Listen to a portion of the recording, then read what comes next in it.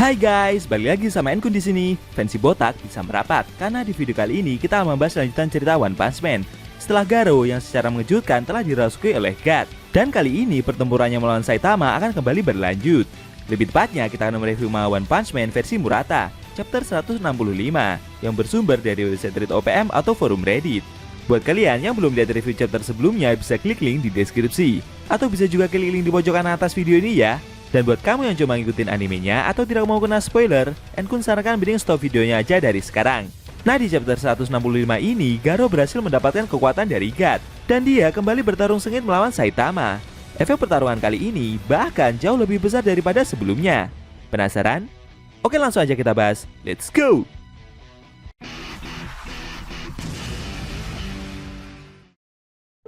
Pada awal scene, kita diperlihatkan jurus dari Silver Fang. Ryusui Gansaikan milik Bang mengambil ilmu dari aliran energi di balik arus deras dan ombak besar, lalu menciptakan kembali di dalam tubuh pemakainya. Sedangkan Garo memiliki kemampuan secara instan untuk meniru teknik manapun, dan sekarang dia telah mendapatkan pengetahuan akan aliran semua energi, serta sifat dari semua kekuatan di alam semesta, bernama Zensei Metai Konzetsuken. Lalu Garo menyerang Saitama dengan pukulan barunya, bernama Nuclear Vision. Si botak yang melihat hal itu cukup terkejut, dan terciptalah ledakan super besar. Saking besarnya serangan tersebut membuat udara di sekitarnya sampai terhempas dalam skala besar. Bahkan membuat para pahlawan yang berada di pinggiran juga ikut mengalami dampaknya.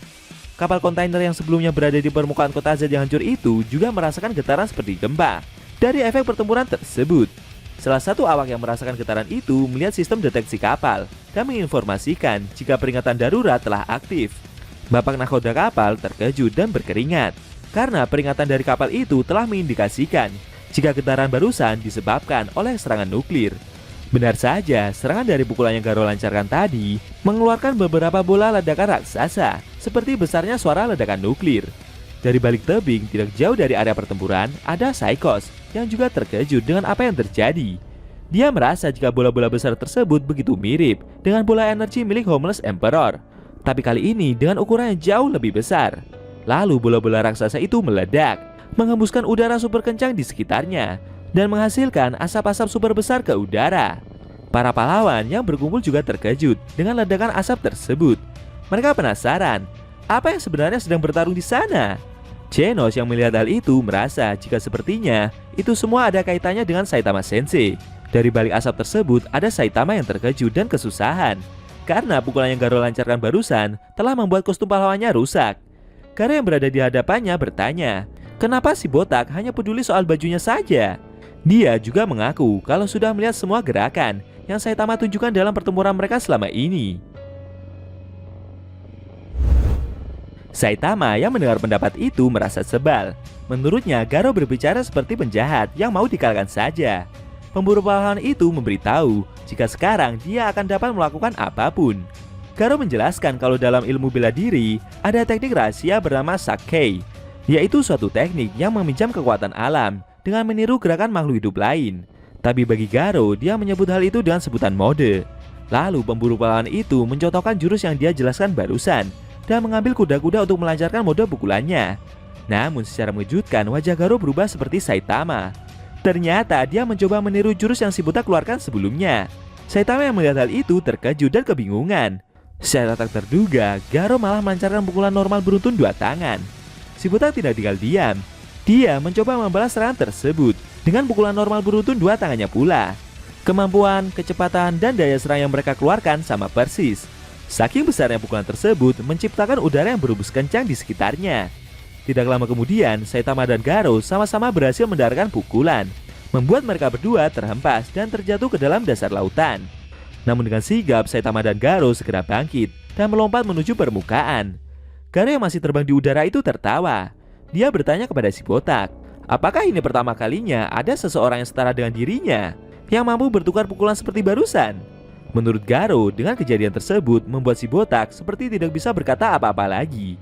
Pemburu pahlawan itu merasa jika kekuatan mereka berdua sekarang sudah sebanding. Tapi untuk teknik yang dia tiru akan Garo asah menjadi lebih sempurna lagi. Dan menurutnya Saitama tidak akan mampu menyusul teknik ciptaannya tersebut. Namun si botak yang masih terbang di udara itu seperti tidak menghiraukan dengan apa yang Garo katakan tersebut. Dia masih saja menyayangkan kostum pahlawannya yang rusak itu dan merasa bersalah kepada Tareo karena dia sudah berjanji kepada bocah tersebut untuk tidak melukai Garo. Mendengar respon seperti itu membuat pemburu pahlawan itu tertawa. Garo memberitahu jika disinilah dia berdiri di atas cakrawala kekuatan tanpa batas yang sama dengan pahlawan tersebut. Tapi konyolnya, Saitama masih saja memikirkan soal bocah itu. Lalu Garo mengambil kuda-kuda dan bersiap melancarkan serangan lagi. Perlahan bola cahaya diselimuti listrik keluar di sekitar tubuhnya. Pemburu pahlawan itu teringat jika sebelumnya dia pernah bilang akan menunjukkan kepada Tareo soal betapa payahnya para pahlawan itu. Saitama yang mendengar ucapan barusan merasa jika sepertinya Garo juga masih memikirkan bocah tersebut. Di sisi lain, perlahan bola cahaya listrik milik Garo itu juga diselimuti hembusan angin yang semakin membesar. Si botai melihat hal itu merasa jika pemburu pahlawan itu menyerangnya dan menghantam permukaan. Saitama akhirnya kembali mencoba melompat ke udara agar hantaman serangan dari Garo nanti tidak mengenai bumi. Pemburu pahlawan itu memberitahu jika si botak tak akan mampu menghindari serangan yang akan dia lancarkan kali ini, apalagi dengan hanya melompat menjauhinya.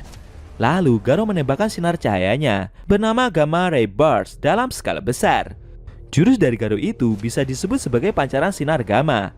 Sinar itu sebenarnya merupakan ledakan yang terjadi di akhir hidup sebuah bintang raksasa. Dan itu adalah fenomena ledakan yang paling besar dan paling kuat yang pernah dicatat dalam sejarah alam semesta. Lalu si botak menerima serangan itu dengan sangat telak sampai membuat tubuhnya menghilang tak berbekas. Tidak sampai di situ, efek ledakan tersebut membuat permukaan bumi mengalami getaran gempa dan hembusan angin yang amat sangat kencang, sampai-sampai membuat para pahlawan yang ada di permukaan pada panik tidak karuan. Cahaya yang keluar dari ledakan itu juga amat sangat terang dan membuat para pahlawan pada silau, karena intensitas cahaya yang keluar jauh lebih terang daripada cahaya matahari saat siang hari. Bom yang melihat hal itu bertanya-tanya, apakah ini semua adalah jurus dari seseorang juga? Salah satu tank toppers yang mendengar hal tersebut berpendapat jika sepertinya itu semua mustahil terjadi. Metalbad yang melihat terangnya sinar tersebut sampai membuat kepalanya menjadi pening dan mencoba menutup mata. Lalu dia melihat ke arah bawah. Di sana ada Amaimas yang menghampiri Flashy Flash yang saat itu sedang berdiri bersama monster Manako.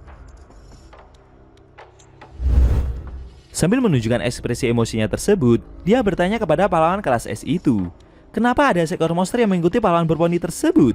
Tapi dengan santainya, Flashy Flash menjawab jika dia telah menemukan hewan eksotik yang berguna untuk memberi cahaya saat berada di tempat yang gelap. Sedangkan monster Manako yang ada di belakangnya berkeringat dan mencoba menyapa pahlawan artis idola itu. Tapi tiba-tiba Garo mendarat di hadapan para pahlawan yang berkumpul di permukaan tersebut dengan sangat keras. Sontak saja hal itu membuat para pahlawan pada terkejut. Lalu Garo berdiri di hadapan mereka semua, diselimuti aura yang begitu mengerikan.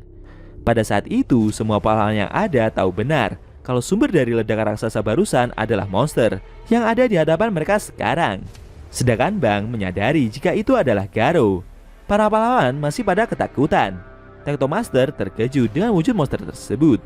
Dia bertanya-tanya, apakah benar pemburu pahlawan telah berubah menjadi seperti itu? Zombie Man yang merasakan tekanan tersebut berkeringat. Dia bisa merasakan jika aura mengerikan begitu keluar dari dalam tubuh Garo. Flashy Flash yang melihat hal itu merasa jika mereka memilih kabur, itu pun sepertinya akan percuma saja. Garo masih berdiri di hadapan mereka semua. Perlahan para pahlawan jadi semakin ketakutan dan mencoba berlari menjauhi pemburu pahlawan itu. Dalam benaknya Garo merasa jika sepertinya dia telah berhasil mencapai impiannya, yaitu menjadi simbol ketakutan yang membuat semua pahlawan merasa putus asa berupa kejahatan yang absolut. Garo merasa bersyukur dan berterima kasih. Tidak lama kemudian Bang mencoba mendekati muridnya tersebut.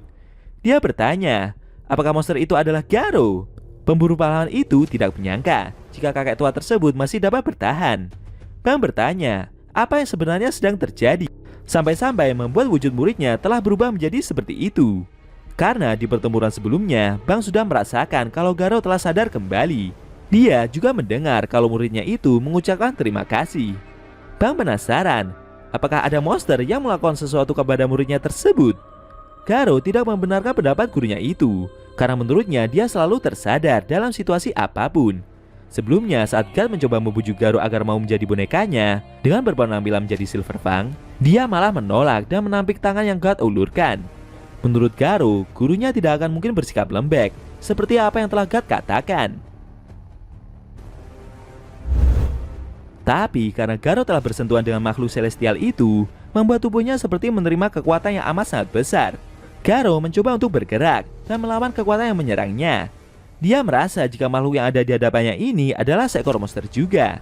Sambil tersenyum, Garo memberitahu kalau monster itu takkan bisa mempermainkannya, khususnya dengan berubah menjadi gurunya Silverfang. Garo bertanya, apa yang barusan monster itu lakukan kepada tubuhnya? Gat yang perlahan menghilang itu memberitahu jika dia telah membuat pemburu pahlawan tersebut menjadi avatarnya.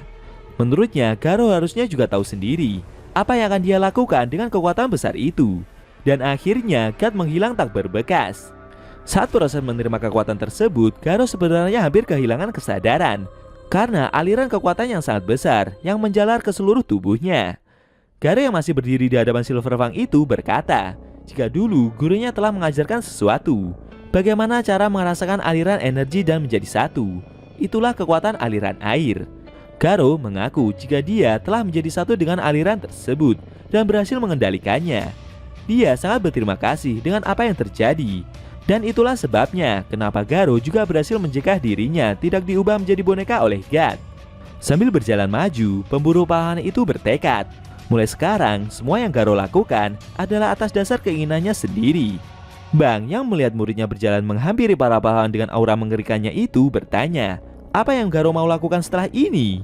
Dalam benaknya, pemburu pahlawan tersebut teringat kata-kata dari Tareo soal pengakuannya tentang Garo yang dia anggap sebagai pahlawan yang paling keren. Tapi Garo yang terus berjalan itu meminta maaf dan mengucapkan selamat tinggal. Karena setelah ini dia akan melakukan kejahatan yang sesungguhnya. Para pahlawan yang melihat Garo berjalan mendekat itu pada berlarian ketakutan. Apakah Garo akan benar-benar mewujudkan impiannya tersebut? Lalu bagaimana dengan Saitama yang terkena serangan telak sebelumnya? Sayang sekali, scene cerita manga One Punch Man versi Murata chapter 165 telah berakhir.